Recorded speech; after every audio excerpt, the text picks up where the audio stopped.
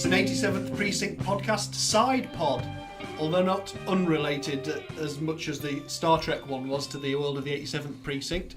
We are here as the usual team, me and Steve-O. Hello. And Morgan. Hello. And we are joined by our guest film reviewer / someone who's been subject to reading the McBain. So, and that's Steph, who is here, and we'll say hello now. Hello. Steph is someone who has got a lot of involvement with Liverpool DIY cinema, such as the Small Cinema, and has got a history of sort of looking at and exploring film and using it in different ways. You now work at the museum and you use film with that quite a bit. Yeah, a little bit. You've done media in English in the past where you've presumably used quite a lot of film to teach and talk about stories. And also you do the Today zine, you illustrate and write that as well. And I will put up links to these things, as I do. I like to get illustrators on. So far, only guest contributors have been illustrators. So that's quite nice, isn't it? That's a little theme it's there. Lovely. But the reason for this side pod is that we've watched, but minutes ago, the Kurosawa film High and Low from 1963, which was the first real Ed McBain adaptation to have any impact. It's certainly the most lasting impact that it's had in the cinema. There was films of the first three books, but they were very low budget American films and you can barely get hold of them now, and the bits I've seen of them are not that great. Mm-hmm. And obviously there's a TV series we talk about quite a lot. But this is High and Low from 1963, or to give it its proper translated title, Heaven and Hell. I'm sure we'll get onto the reasons for that in a little bit. I've got a little bit of background information. I don't know much about Kurosawa. I think I've probably seen Seven Samurai at some point in my life. I don't know what you guys and girls... That was my first Kurosawa movie. Yeah. I've got as far as reading the Wikipedia page. Oh, tremendous research there, Morgan. Well done. Yeah, no, well, I've not watched any prior to this. So. Oh, yeah. So I don't think so. Yeah, it's. I mean, obviously very influential. I think everyone knows Kurosawa from how he's influenced Western film, probably. But certainly this is the first time I've sat down and watched one in a detailed way. So it was adapted from King's Ransom. If you've been listening to the podcast, you'll know we've been threatening to do this for ages, since we did the book King's Ransom, which was released a few years before that in 1959. Steph, you read King's Ransom? I did, yes. Before we get into the film, can we sum up your feelings on King's Ransom? Did you enjoy it? What did you think? So that was my first Ed McBain novel, so I read that just to kind of get involved in this podcast. Yeah. Really enjoyed it, actually. Much better writing than I was expecting for the kind of pulp. I'm sort of pleased with that response, but also a bit hurt on behalf.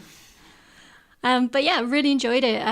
Particularly, I loved the kind of scathing impression that we were left with of the executives in the shoe company, and also really kind of liked all of the minor characters. So the young man who was involved in the radio shop, I thought that was really interesting. Yeah, all the little aside characters within the 87th Precinct stories are some of the best bits of the books, the real fun moments, which, as Morgan pointed out in the film that we've just watched, that's something that Kurosawa maintains, in fact. And when we get round to those things, we'll mention it. It's almost like he includes some sort of tribute to the way that McBain writes, the types of characters he has. I mean, I don't know from other Kurosawa films whether he has similar characters or whether that's a trope of those things, but it felt very much like it. But yeah, they're things that we really enjoy when you have those characters who are just there for the purpose of entertainment and plot moving forward, and because the police have to talk to people other than each other. So you enjoyed it. This is good news. Yeah. I mean, it's still our highest rated one so far out of the books we've done. How many police shields? I believe it. Is it? Is that true? 89 police shields. Yeah. Yeah. So that's a good number of police shields. Yeah. I wasn't sure if I tried to, get something rated higher. But, right, Well, okay, we got close with the last one we did. We did, yeah. A lot of people consider it to be one of the best McBains, certainly one of the best early McBains as well. It is a great story. The film takes a certain amount of it, well, it takes all of it, but uses it for only a certain amount of the film. But before we get into that, I'll give you a little bit of background. So, directed by Kurosawa, written by Kurosawa and three other people who he collaborated with quite a lot. Apparently in 2008, it was announced that Martin Scorsese was going to produce a remake of High and Low, having commissioned it in 1999 with Mike Nichols writing it. Mike Nichols wrote The Graduate and Catch-22. Absolutely. So we could pretend Leonardo DiCaprio's in it. Yeah, basically. Or he directed those rather than wrote them. The writer was going to be David Mamet, who wrote Glengarry Glen Ross and Hannibal. Obviously very well known for particularly Glengarry Glen Ross. But this is the best bit of this story. The last reference to this I could find was from 2010, where it was rumoured that Chris Rock was taking over writing duties. Oh, yes. That would put a slightly That different would be spin on great. things, wouldn't it? So Chris Rock could potentially have written an adaptation of High and Low for Martin Scorsese based on Kurosawa's High and Low, which is based on Ed McBain's King's Ransom. I could see that, particularly for the second half when there was a lot of comedy involved There's around... a bit more the comedic stuff coming in with the... Yeah, the relationships between the police officers and, there was a lot of comedy kind of cutting in to kind of take away some of the tension that was involved. Which is actually the stuff that seemed to me a bit more in keeping with the actual 87th Precinct series, even though none of that was actually drawn directly from the books. Yeah. It's a funny thing, I didn't realise, but apparently Chris Rock has written a few films, most of which have been remakes. Oh, I didn't know that. Whether they're well thought of or not, I just don't have that information to hand. But it was a shock to see that name as the last attached to it. But interesting. When was that? 2010. Yeah, Well, and nothing. I've seen nothing since. He's just taking his time on it. It's going to be a Yeah, well, masterpiece. he's just had a Netflix special out, hasn't he? So That's it. He's had to take a Unless little bit of time. I might on be that. making it into like a 10-hour TV series. Well, that's probably more likely these days. I would have thought. Between 2010 and now, it's more likely that you'd be trying to commission a long-form police TV series, given all the successes. Sky Atlantic or something. And the second season can be about him recreating his shoe empire. And then third season, If nobody knows the story, that's going to sound like one of the most bizarre things. International shoes. International shoes. That could be the name of it. That's very good, actually. But I was Chris glad that Rock's they kept the International shoe. Shoes. Sorry. I was glad they kept the shoe storyline in. It seemed, that was integral to the plot, and it was there. High and low could apply to shoes as well, like a high shoe and a low very shoe. true. It works on many, many layers. It's funny, though, when you're researching these things the way I do, which is to a stupid degree of... Well, I'm very tenacious with my research because there's not much out there, and there's lots of things about McBain from years ago. Obviously, things he sort of dropped off because he died in 2005. There's not much published now new in physical form, and so actually finding anything new to talk about is quite hard. But I did discover when I was looking up about people who've adapted things that the Liverpool filmmaker Terence Davies, who made the documentary of Time and the City, a bunch of other things as well, he was apparently adapting the McBain's 87th Precinct story He Who Hesitates, which was one from 1965 that we'll get round to in about 2 years' time on the podcast. And that was in 2011. I found an article in the Liverpool Echo, our local newspaper, and the quote was, "Although he has temporarily shelved plans for an adaptation of Ed McBain's crime novel He Who Hesitates due to lack of interest from financial backers." That quote actually comes from James Balland. I said that was from the Echo, but no, I found the first bit of information in the Echo. That quote comes from James Balland, who is a doctor at the University of York, who was researching stuff to do with Terence Davies. But very strange that a local filmmaker in Liverpool would have been looking to adapt He Who Hesitates, which is a very different 87th Precinct book. Yeah, well, if you could get Chris Rock attached for the script, then maybe that would bring the backers in. That would be a very interesting combo. Terence Davies and Chris Rock. Together at last. Yeah, absolutely. Oh, no, I'll have to And try the precinct could be like Wavertree. That'd be For pretty our cool. Like. listeners abroad, Wavertree is the suburb of Liverpool that we all sort of live in, more or less. Somewhere in that vicinity, yeah. About, what are we, a mile and a half out of town? Yeah. I don't know. Yeah, the police station's up on Wavertree Road in that fairly naff building. Be a good setting. Yeah. Would King live in sort of Wavertree Garden suburb? Well, yeah, maybe actually. Grover Park would be the Botanic Gardens or somewhere. Or Excellent. Park. I don't know. It's taking shape. It is. We could probably get hold of Terence Davies. He's probably the most We'll ask him how much nearby he's. person we could possibly get hold of. We'll ask him how much he's short of. We might be able to whip round. Yeah, we'll do it. We'll crowdfund it through the 100 people that possibly listen to this podcast. That'd be great. Anyway, that's the sort of strange information you come across. That's new information to me, so it's always nice to find something like that. Anyway, let's get into high and low. Oh no, I'll tell you what, before we do. Steph, because you've read King's Ransom, you get the rather dubious honour of being allowed to award it. These aren't official police shields you're allowed to award here. We're allowed to award the official ones because we have to have them ratified through the machine Kenneth that does all the calculations. He's not working tonight. But you are allowed to give an honorary score to it out of 100. How many police shields would you award King's Ransom by Ed McBain? I suppose without a basis for comparison, it could be a bit tricky. Well, let's put her on the spot. Yeah. Well, I did really enjoy it. I thought the presentation of women left a little bit to be desired, but then yes. if I'm thinking about that in comparison with other Ed McBain novels, I haven't really got a base of comparison. Yeah, we talked about that quite a lot on our last podcast because it was quite bad in that book. Comparatively, King's Ransom's quite good on that. So yeah, at this period, he's not particularly great in his portrayal of women. This is just a simple fact. Does it get better? Apparently later on. Well, no, it does get better later on, yeah. And we discussed in the last podcast about one of the triggers, which was a female book critic, haranguing him at some event somewhere and chasing him down and making fun of him for his rubbish writing of women. I think since that time there's a compilation book that you can get, which I've got somewhere, called Ed McBain's Ladies, which is a collection of his writing on women in the 87th Precinct novels. Yes, and there's a follow-up, another one after that as well. Actually, yeah. She's buying time, that's all it is, to try and calculate the score. Well, I think with no basis of comparison, I would give it a safe 70 police badges. That's all right. I think that, going in for a first book. That's fair enough, yeah. Yeah, there we go. Splendid. We'll take that. Yeah, we will record it in the annals of Hark, the 87th Precinct podcast, but they're honorary because they haven't been ratified by Kenneth. So, now we'll move on to the film. Okay.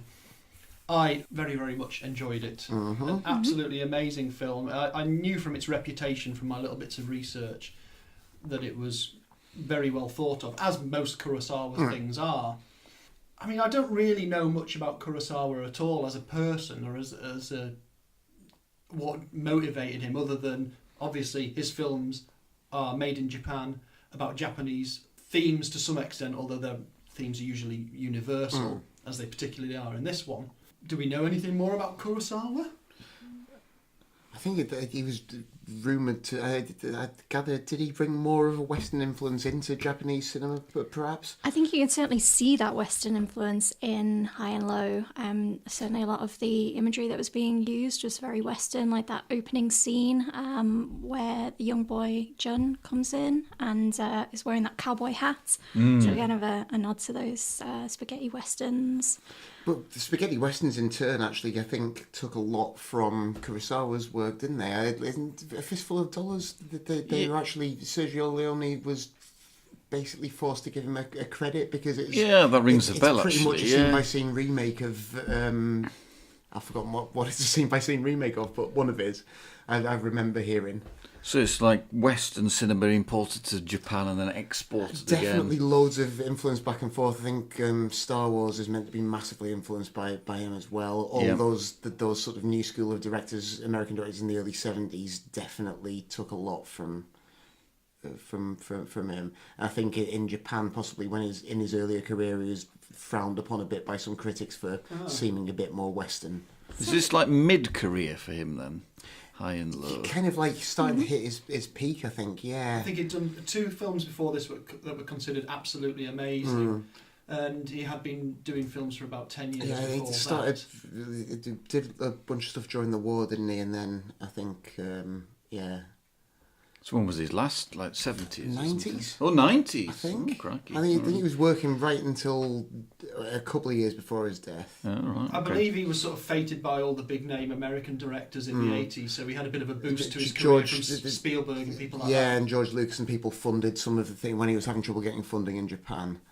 I think it had a couple of ill-fated projects where it actually came over to America to try and make movies. And So the big breakthrough was Rashomon winning the Venice Film Festival, and that was 1951. So this is quite a bit afterwards, with it being 1963. So he was established. He was internationally celebrated at this point in his career. Was the film before this Yojimbo or Yojimbo? I don't know how you pronounce it. Yojimbo. My something Jimbo. like that.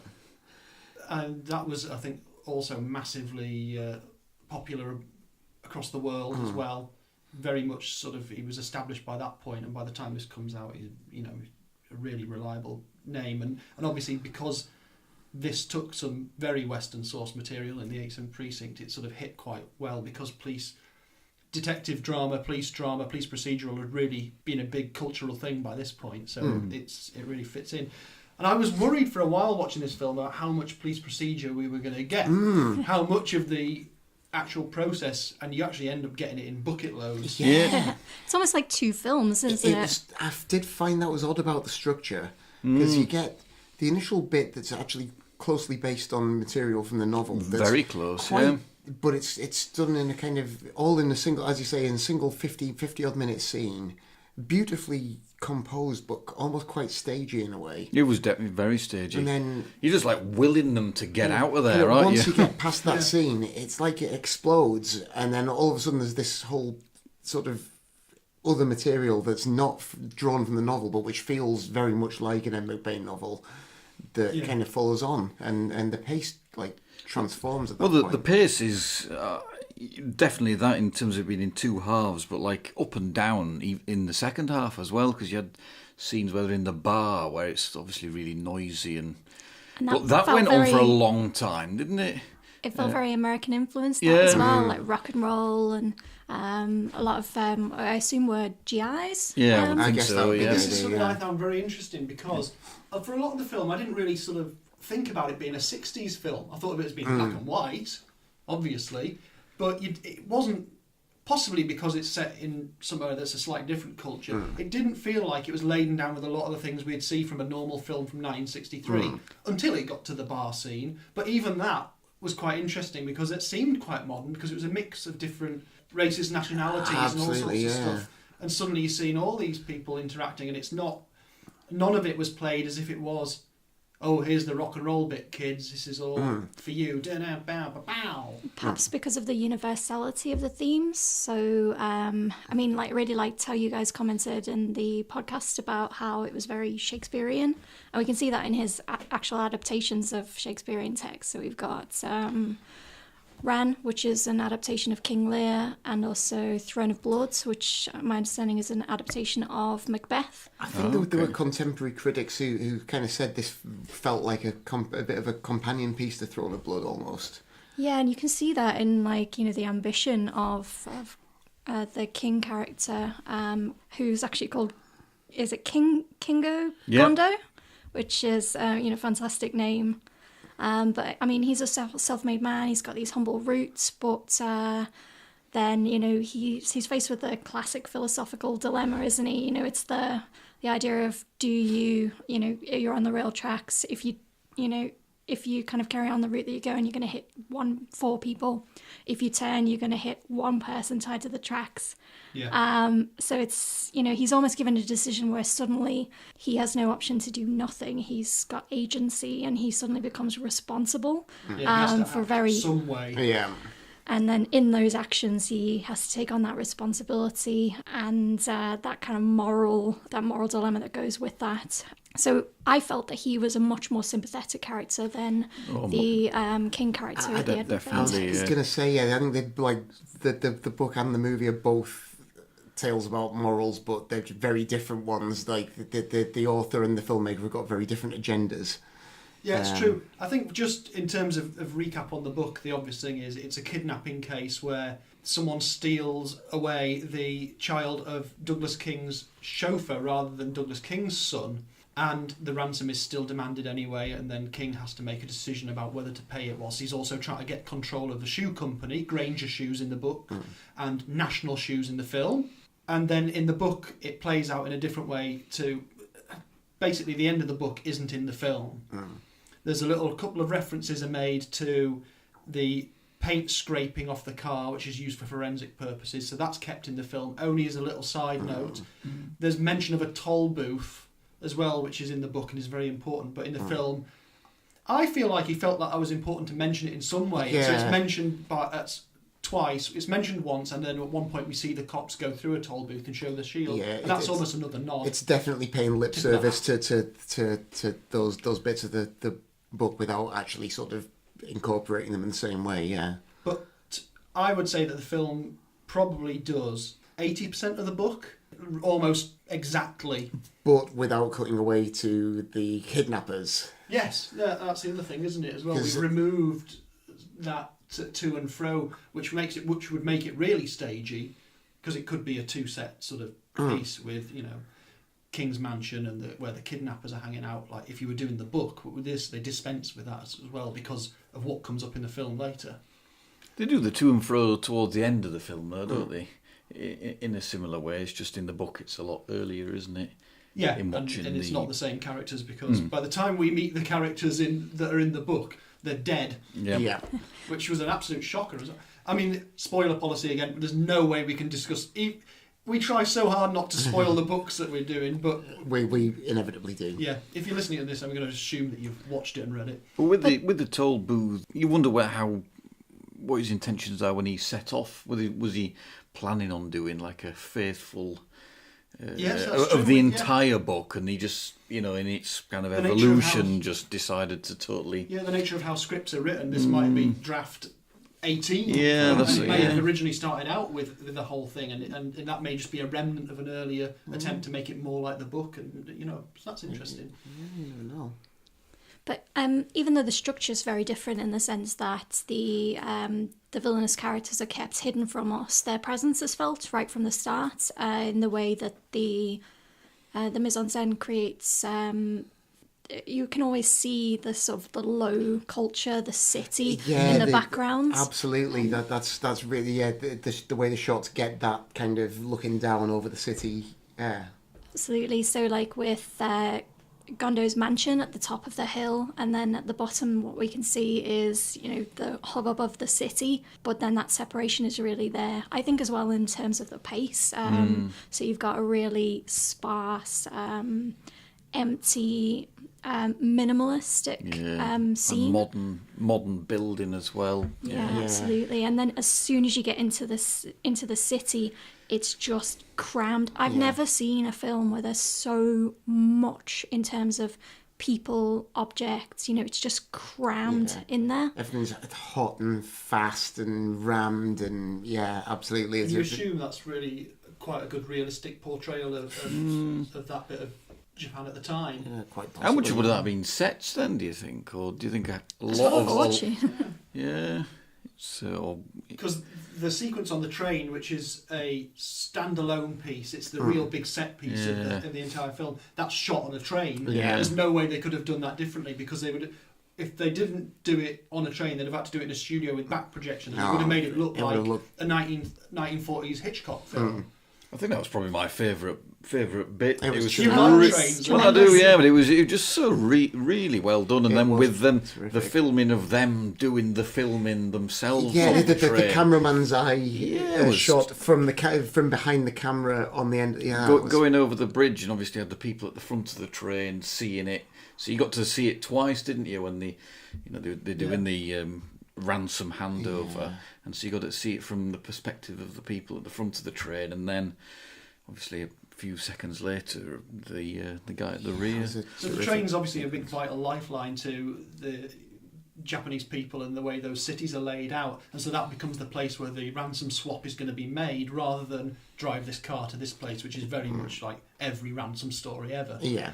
Although obviously McBain makes it a bit different by obviously with it being this rich capitalist guy, he's got a phone in his car, which in 1959 is mind blowing. But the Japanese, they've got phones on a train. Well, so it turns out. That was just amazing. That was just unbelievable. It's like someone getting paged for a phone call while sat on a train. Can you imagine sat on the train to McCuncliffe from Shropshire, somewhere, Shrewsbury or something like that, and you sat there in this rickety train and suddenly a voice comes over the tannoy. Can Stephen Royston please come to the cab because someone's rung up for him? I'll say that train was really quite nice. I mean, considering how long ago this is filmed, the couple of train I got a couple of weeks ago was pretty much of the same standard. Yeah. So, But yeah, they had some good facilities on the 1960s JNR, as it turns out.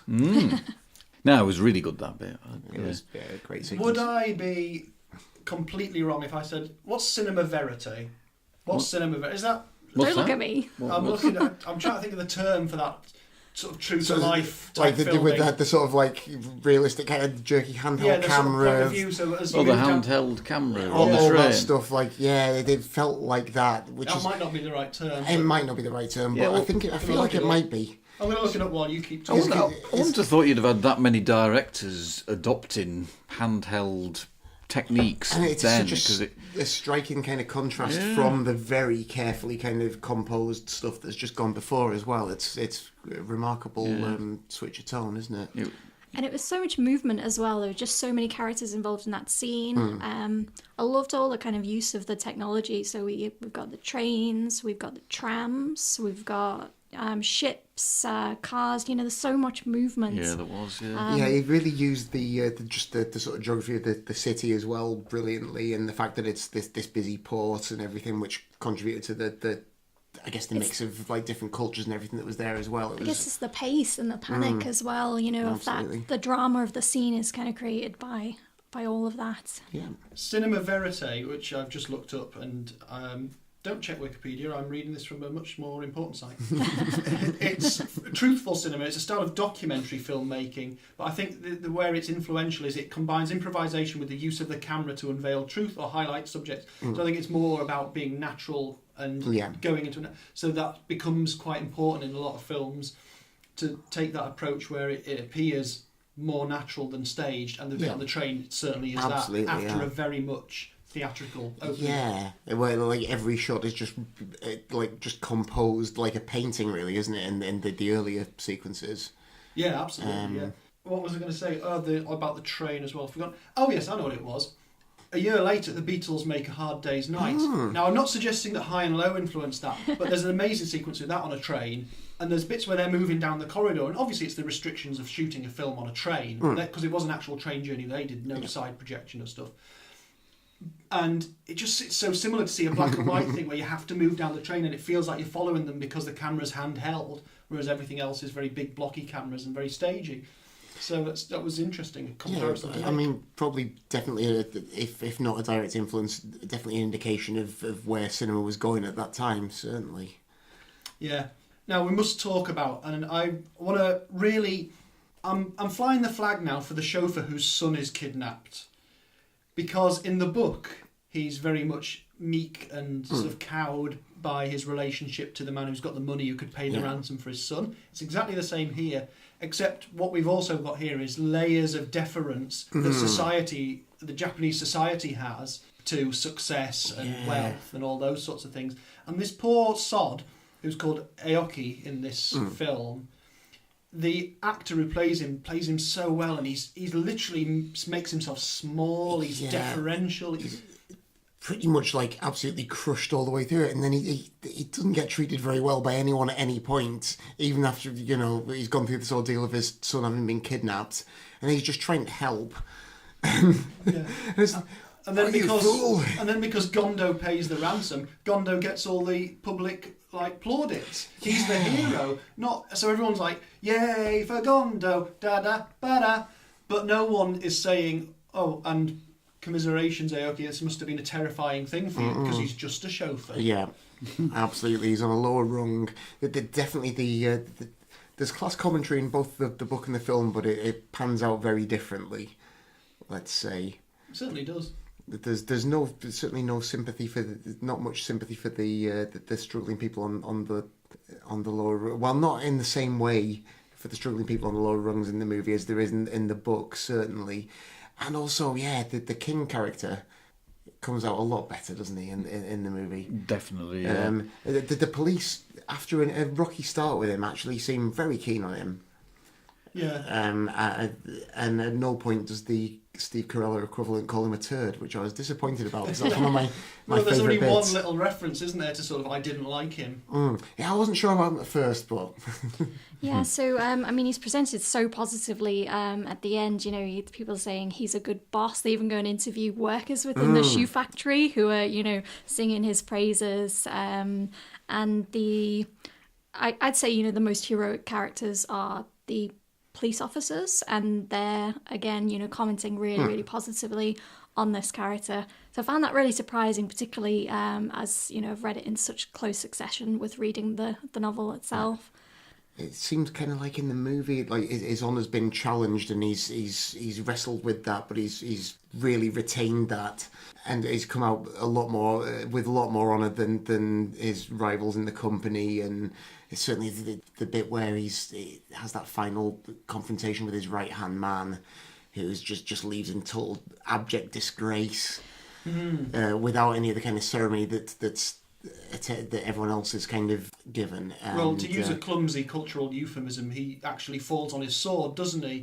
He goes from a position of becoming the really strong leader of a very powerful company to having to make that moral decision to pay the money, and not just pay the money, but be the guy who delivers it and stuff like that. That's it, and he knows that he's jeopardising his entire life, or his entire life's work is the way we'd probably see it, but they say it as his entire life. Yeah.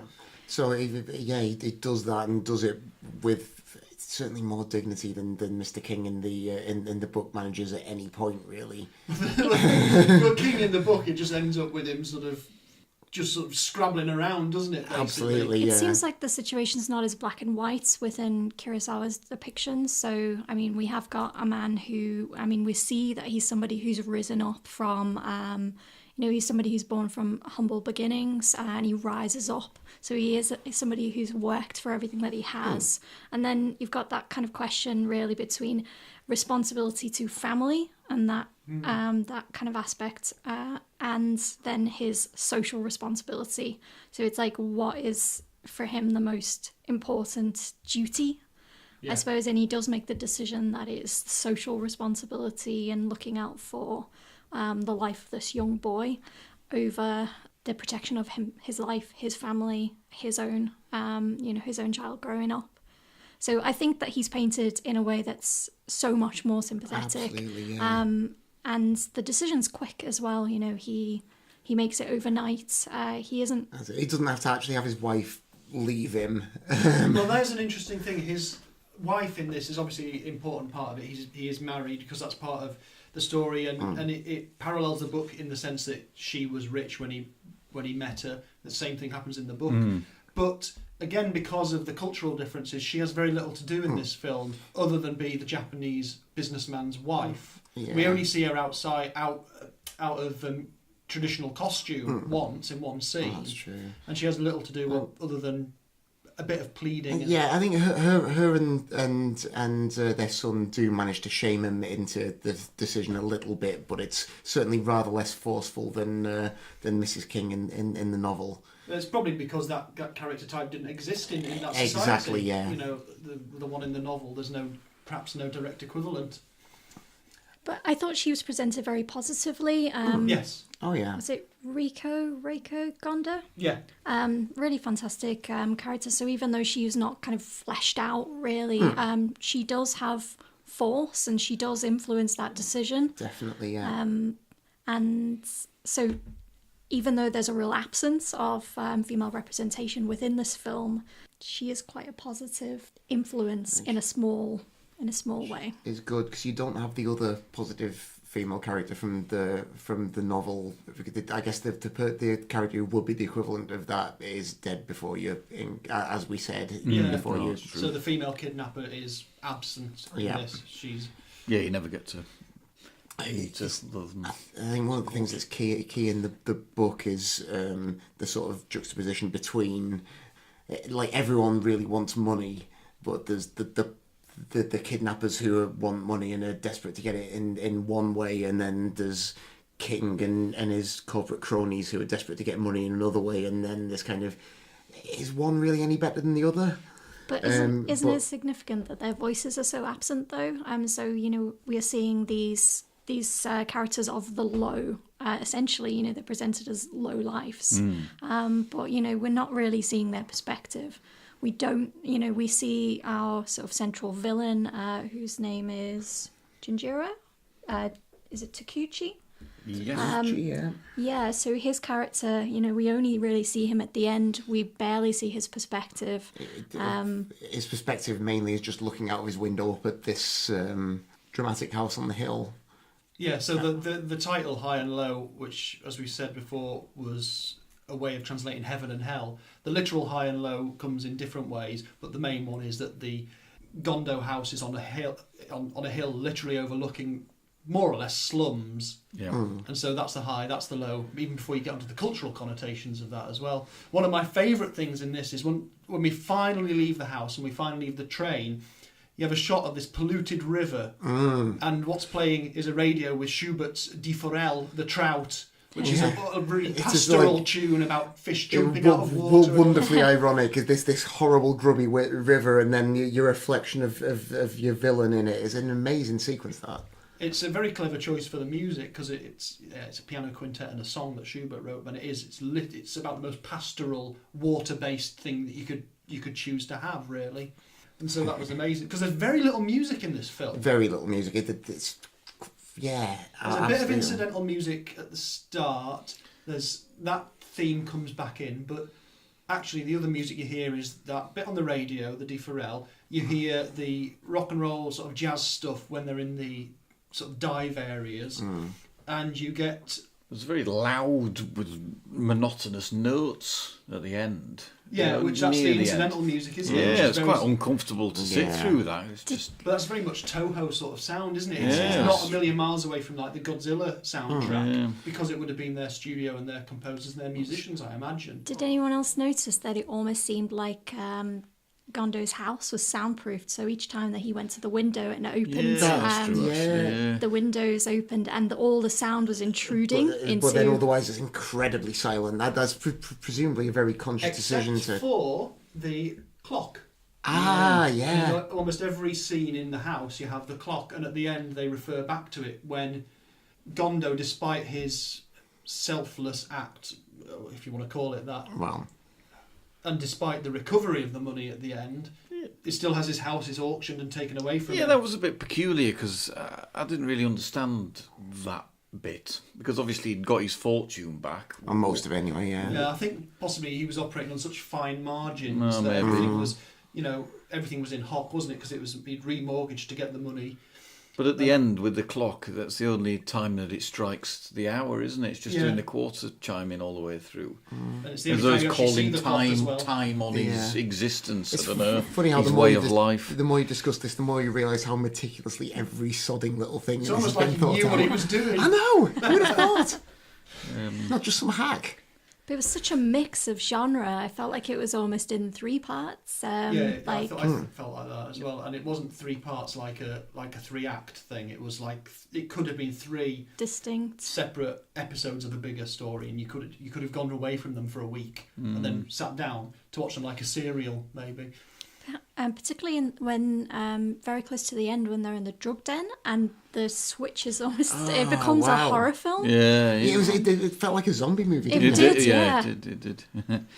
So I think this is worth mentioning is because Gondo's the main focus in the start of the film, but then the police, of whom we've seen 2 or 3 main ones up to this point, suddenly in the second part the procedural bit hits, and there's just an amazing sequence of police procedural stuff in the headquarters where everyone's sweating, it's hot, you can see they've got fans on, but there's every police officer available is crammed into this room, and they're all being asked to stand up and say what they've done about tracing the car, or where did the ether come from, and all these procedural questions. And I was worried that we were going to just get into a 3 policemen in a room chasing suspects, but actually The guy with the super periscope. procedural. Yeah. I felt like that really kind of linked in with the idea of social responsibility.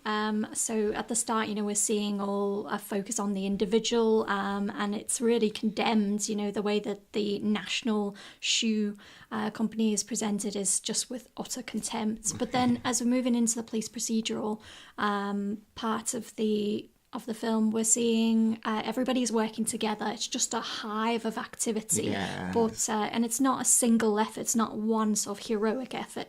It is everybody working as a collective. And that's McBain as Yeah, much that's as anything. the essence of the 87th Precinct. Because you do have a Steve Carella character, but he is the chief detective in this, which is a bit interesting. So let's, as 87th Precinct nerds, it's quite hard to try and ascribe he is him, they are they type thing, because in the book you get everyone from the detectives department in, from Andy Parker up to Lieutenant Burns, and Carella's in the middle as a second grade detective. In this, the Carella character, it's definitely the Carella character. Oh, isn't absolutely. it? There's no question. The guy in the decent suit who dresses well and actually takes control of the situation. Yeah. But then they also have the character of Bos'n. Bos'n's got to be my Yeah, absolutely. definitely. I would say they're the only two that you could accurately see. I think I might have been clutching at straws to go much further than that, but Well, yeah, he's definitely a kind of my character. yeah, with the bald head and the sort of occasional entertaining quip. And perhaps he gets a little bit of the Andy Parker there, of he's a bit of more of a slob. He's not quite so I suppose tidy there's and that neat too. as the chief detective is. You'll scare the children, the child. Yeah. That's it. The tone was really light though during that part of the film, and that's when all the comedy was coming in. But it was so beautiful as well, like the interactions with the police and all of the imagery of the maps of the city and the inner workings. Yeah, there's It some was- great shots. There's a wonderful shot where you go from a car driving on up to an overview of the city, and then it faded to pulling out from a map of the city on the wall of the squad room. Absolutely. It's like, that's incredible. There's a delight in the process. Yeah. It totally is. And what's even better is not only do you get this great sort of view of how the police work and how they pull together in this and what their relationships are, you also get some amazing shirts. Oh, Yes. the And they best go shirts. undercover. They were There's fantastic. Terrific shirts. They all dress up as milkmen at one point. I didn't really know what was going on. They dress up as milkmen before they go in that There's seedy bar. A certain amount of running back to the car and swapping hats and things. It was great fun. It was quite funny, that scene, because they were going at great lengths to keep like a relay of following them around, but they all just kept returning to this car parked in the corner of the junction, just full of men Someone with some surrounded by. binoculars or a milkman's hat. Yeah, 26 detectives crammed into one small car and just keep emerging with like a Hawaiian shirt tied at midriff. Oh, that Hawaiian shirt blouse thing. Oh, that's what I'm going to wear next time I go out to a club. all Which will be never. uncomfortably twisting whilst trying to spot a drug deal happening. It's amazing. Yeah, it was all a bit odd, that bit, but Loved yeah, it. no, But it was an good. amazing scene, and Yeah, like yeah. Steph was saying, it was so crammed full of life, crammed full of stuff happening. And Oh, what it's was also wonderful. amazing is you don't really see any English words or hear any English language until you get towards the sort of real low end of it. I'm doing air speech marks here for low, or the hell end, which is the music clubs and the places, and that's where you see the names of things like drinks and food written in English, Yeah. which obviously tells you that that's a place where visitors come. Yeah, it's. I guess again, it's a busy port, so that ties in with the drug trade thing they've got going on there. So the people from all over the world kind of mingling in this sweaty little dive, and for their Bos'n, which I noticed there's 2 words there apparently. Yes. Glass of Bos'n. Well, there would have been a big American presence Absolutely, post-war definitely, yeah. in Japan for duration of the 60s, I would think. Yeah. It's great. You do also hear some English words on the radio when they're trying to give the impression that the kidnappers are still alive in their hideout, and they've got a radio on at midnight, I believe it is, and the announcer says, "Good night, music," and then Solo Mio comes on, really getting louder and louder as it goes from being like within the film to being the soundtrack. Yeah. Which is an amazing piece of music to have someone captured. Yeah, with some lift music version of Osolomio. So that would be the lead song off that film, really. That's the it's incredible use of music for what little music there is. except for obviously the twisting and jiving bit, Well, naturally. which is great. I've got some. Oh, I tell you what. How many films are there that are in black and white that have colour used in one sequence to make a point? Probably the most obvious example I would have thought is Schindler's List, or what's it? Yeah, it's List, isn't it? The film. Ark, the book. Ark is the book. Yeah, I've never seen it. Which uses. I have, and I'm trying to remember. I think there's a sequence where there's a girl in a dress, and it's a red dress or something like that. It's the only colour you see in the entire film. Yeah.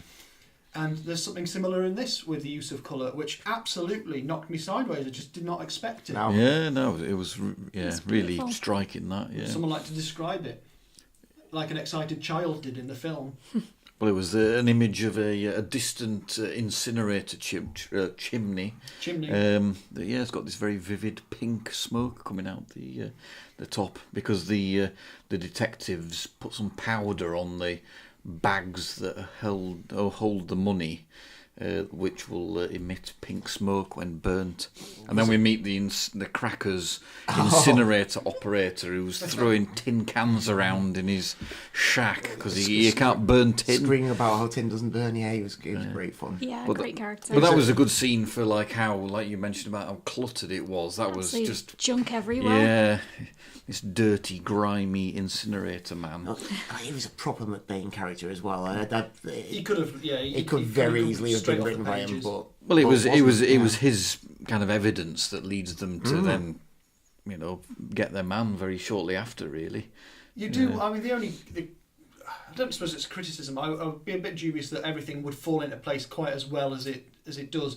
But if I start taking that line of inquiry, the problem would be that every single McBain book would be subject to the same, I can't believe that bit of evidence led to that. But it must in some cases. Well, yeah. It's just presumably for the purposes of storytelling, sometimes you need the clue to be a lot bigger.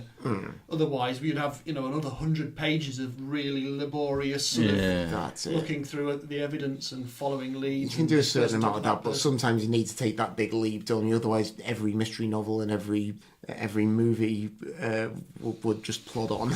And as McBain always said, coincidence does happen and it does help. yeah, they get lucky breaks. I'm sure. Yeah, get big lucky one. It's also a bit like Chekhov's gun, isn't it? Once you've mentioned that powder and made the point, because did they have? Well, Gondo. He was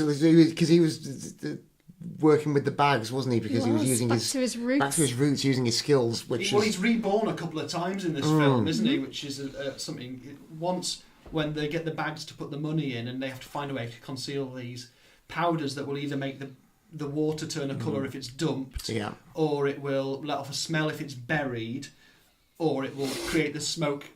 Make the smoke go pink if it's burned, and they have to do it. So he has to get out his old bag of tools from when he was an apprentice shoemaker. So he's going right back to the factory floor, back to his roots, to help it. And at the end, he's reborn because he has to start his own company from scratch. See, I wonder whether at the end there was blame on the Gondo character. I mean, I noticed that there were windows being used all the way through, people always looking in and out. And then, at the end you had that, I suppose, the box of the prison divider. Yeah, so they're in this prison.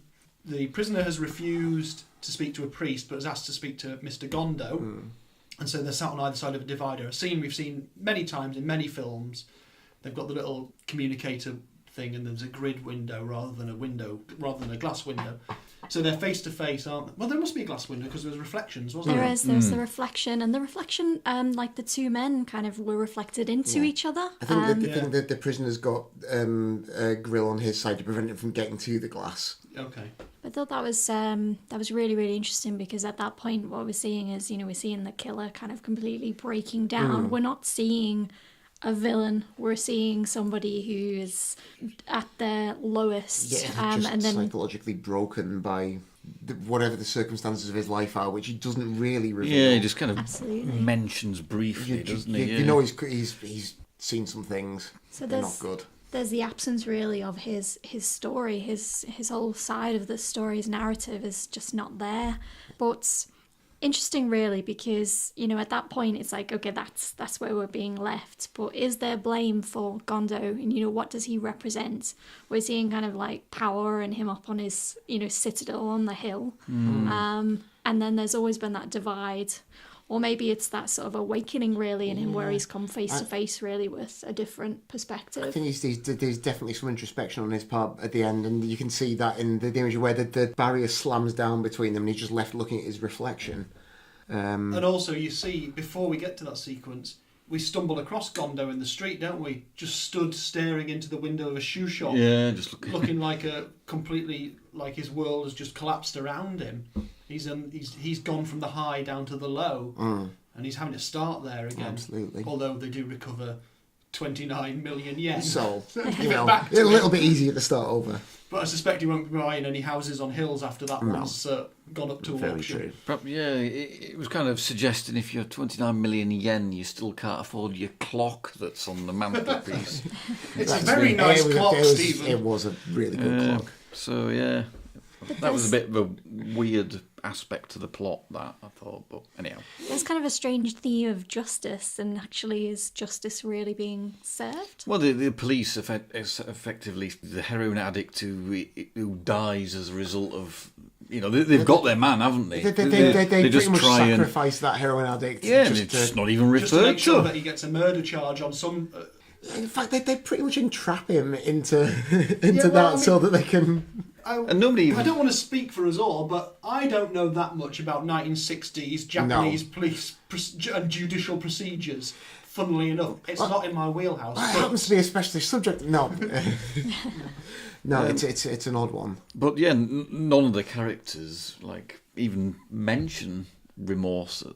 No, and they actively say he has to die. We need to get him on a charge that will get the death sentence. Yeah, it's like we can't arrest him now because he'll only do 15 years. And their only motive is that they admire...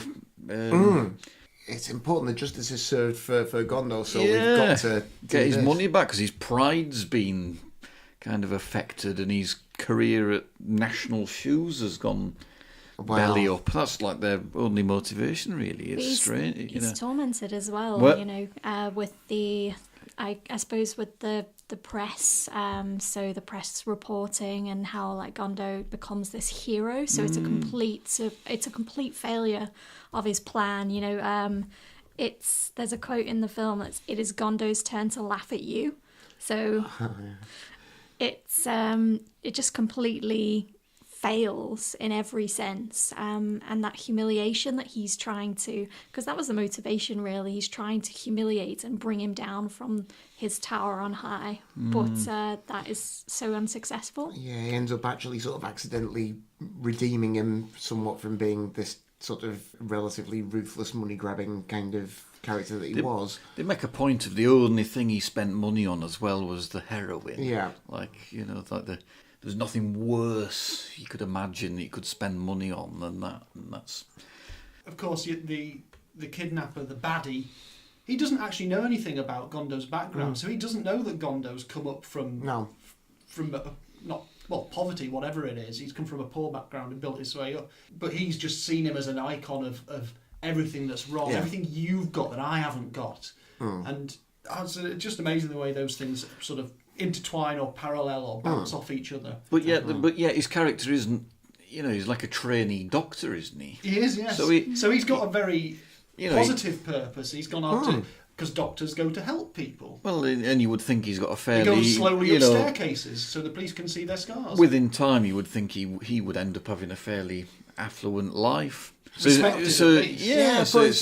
flat was cold in the winter and quite hot in the summer. Did you not hear? Well, I'm glad they retained the use of the weather as part of this. Wow, actually, that's a good point. Trope. Very good point. High and low temperatures as well, because he was always cool in his house up on the hill as well. That's it. Yeah, they're going on about the air conditioning and stuff. About this, yes.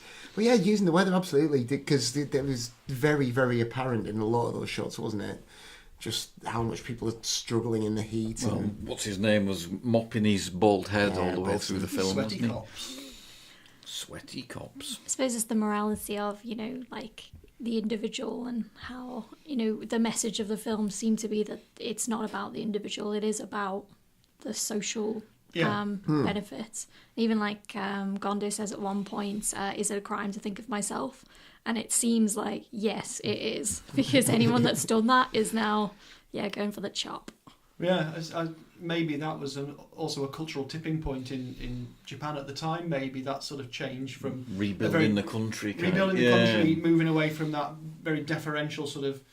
Well, I don't think it was caste based particularly, was it? It was more sort of position in society based, and so we can only speculate on that because we don't have the information or the background to say. But I suspect if you were to read into it, that'd probably be a big part of why this was so important at the time. I suppose like post-war thinking about human nature as well, we're seeing this of the ultimate kind of level of corruption, depravity, the depths of the negatives about human nature. And well, I suppose if we're assuming that that the GIs are the people that we're seeing in the clubs in the low sequence of the film, that's the only influence we have of the war that we see explicitly, and that's where all the degradation is, and all the dirt, and all the troubles and worries, and the drink, the drugs, all the bad things, and that's where we see the only Western characters. Yeah. But they're all having a nice dance. Well, it's true. So the milkman's outfit. The milkman's day out. Yeah, putting their milkman's hats on, doing the twist, buying heroin off a hard-faced girl with a massive beehive. God, wasn't it the most long, drawn-out buying of drugs you've ever seen? Well, if we could say one thing for the modern day over the past day, if we wanted to buy drugs, it'd probably be a lot easier than that. Yeah, there'd be a little bit less dancing. twisting involved. Yeah, but someone might drive a car down your alleyway and set fire to it. That's also a possibility, but you wouldn't have to listen to Chubby Checker at any point. Well, I'm out. If I can't listen to Chubby Checker, I'm not having drugs. You can take that to the bank. Right, well, we're coming up to the hour mark on this recording Good at Lord. the moment. I'm trying to think if I've got anything else in the notes that's very important to say. I've got Gondo is reborn. I've got the word pink smoke written in a circle. Well, I think we've mentioned all those. Oh, we certainly have. I've also written down the phrase I said whilst we were watching it, which was the dirty, bare-chested police squad. There was some. I love their disguises. The harbour front. Milkman, ragged man, guy in Hawaiian shirt. Those are the three main people you see on the streets. That's true. You can just blend in anywhere in those. Yeah. No, having watched that though, it certainly prompts me to want to hunt down some more of his films and watch them. Definitely. Yes, absolutely. It is absolutely beautifully shot, beautifully acted, and if they'd got someone other than Toshiro Mifune to play the main character, the Gondo character, it might not have worked as well. And he's absolutely brilliant, just terrific. Like such an intense kind of screen presence, isn't he? Really? Yeah, and I would like to see him in other things and see how much that translates across the different roles he plays. Okay, so Steph, anything to add? Anything we've missed here? I'd quite like to talk about Taguchi's character a little bit more. Did anybody spot? Didn't you think it was really interesting how he was presented? Almost like I suppose maybe perhaps see the Western influence in his character. Sunglasses. He looked very Western when he sort of went out and about. Yeah, absolutely, yeah. Sunglasses were good because they could use that for reflection. I love it when you get the pinprick reflection of lights in the sunglasses that makes it look like the death stare. Or when he was hunting down the girl in the drug den, that was like quite sinister, really. And he was just in the background, you could just see the reflection on his sunglasses. Absolutely, he just wasn't what you would expect in terms of, when I started watching the film, that's not what I was expecting to see of the villain. He was a very handsome young man. The outfit was fantastic.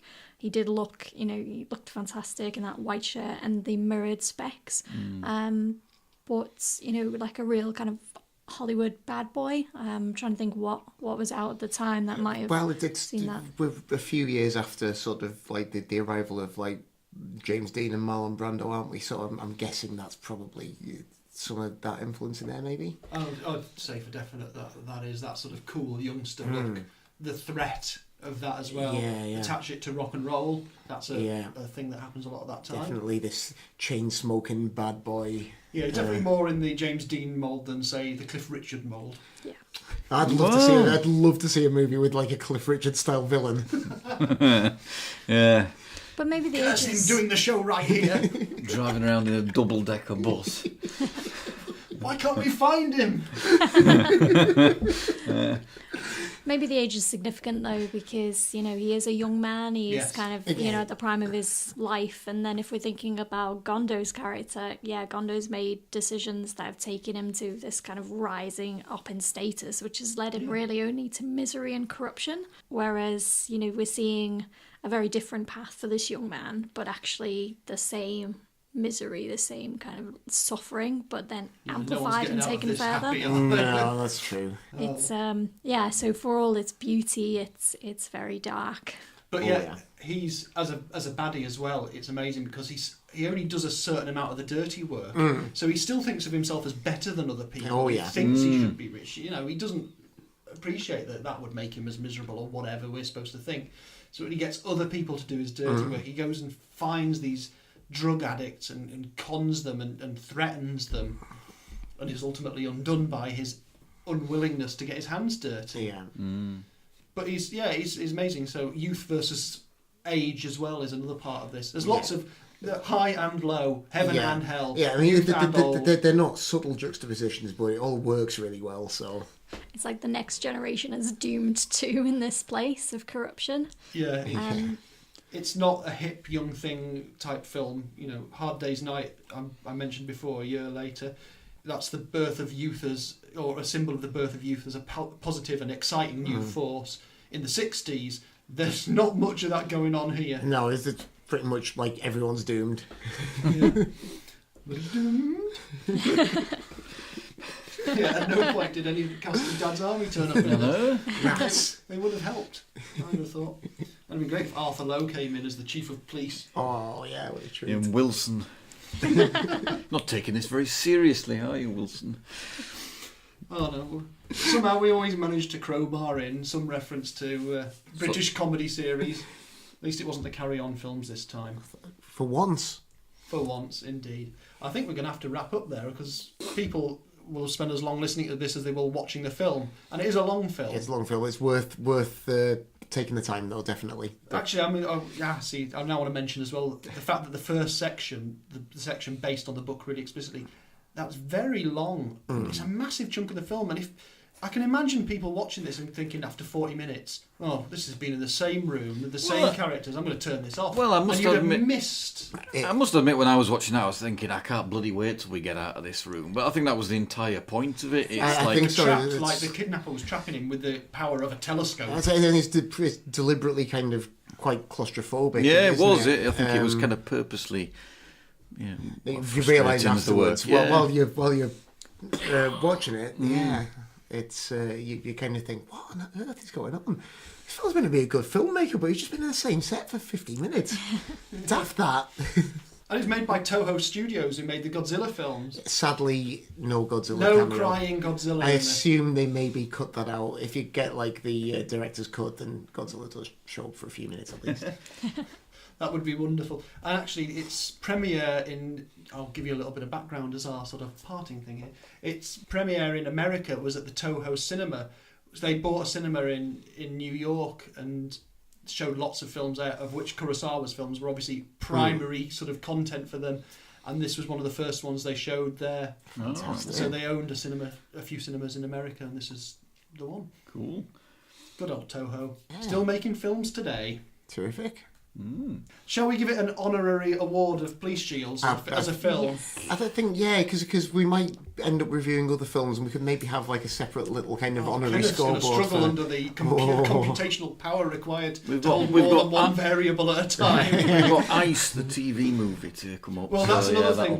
That'll be, I found an interview with McBain. I think it was like a CNN interview. I found a transcription of it, and it was it was brilliant because it basically went, Most of the adaptations of McBain stories are shit, except for High and Low. And then McBain basically goes, yeah, I'd like someone to make it properly at some point. Please, someone make the 87th Precinct properly. And sadly, to this day, they haven't. And we don't know who has the rights. So let's go and give this an honorary Police Shield rating. And I think we'll start with Steve-O this time. Well, very good. I would go 92. Excellent stuff. It's got to be a 9 out of 10 kind of film, isn't Yeah, I'm it? going to jump over to Steph for her rating of it. I thought it was fantastic. 90 police shields from me.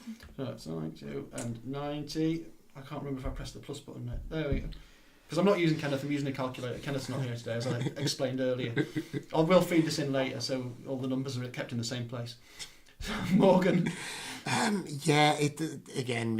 Pretty terrific. I'd started off with some reservations, I'll say, and then it all made sense in the end. So yeah, I'm going to go for a 92 as well, I think. Excellent. And I am going to go with...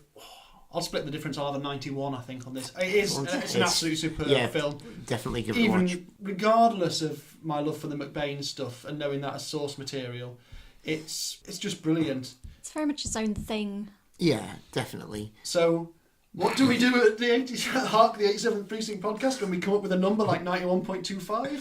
Well, you would round down. Well, that's conventional.